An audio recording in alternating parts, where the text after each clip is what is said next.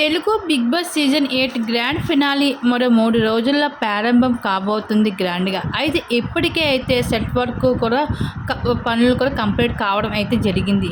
అయితే ఈ సీజన్కి విన్నర్ ఎవరు అవుతారు అన్నది తెలుగు ఆడియన్స్ వెయిటింగ్ చేస్తున్నారు. అయితే ఇప్పటికే సోషల్ మీడియాలో చాలా వరకు అయితే లీక్స్ అయితే వస్తున్నాయి. ఈ సీజన్కి విన్నర్గా నిఖిల్, రన్నర్గా గౌతమ్ నిలుస్తున్నారు అంటూ.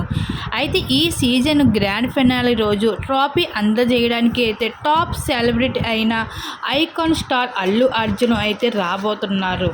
ఇంకా అల్లు అర్జున్ అయితే వచ్చే అవకాశం కూడా ఉంది. ఎందుకంటే ఈ సీజన్లో చాలామంది గెస్టులు వచ్చారు. అలాగే మనం కూడా చూసాం చాలామందిని. అలాగే ఇప్పుడు అయితే ట్రెండింగ్లో ఉన్నది పుష్ప 2 సినిమా అల్లు అర్జున్ గారు. అందుకే గ్రాండ్ ఫినాలేకి అయితే అల్లు అర్జున్ గారు వస్తున్నారు. ఆ రోజు అయితే తన చేతుల మీదుగా అయితే ఇంకా ట్రోఫీని అందజేస్తున్నారు విన్నర్ అయిన వాళ్ళకి.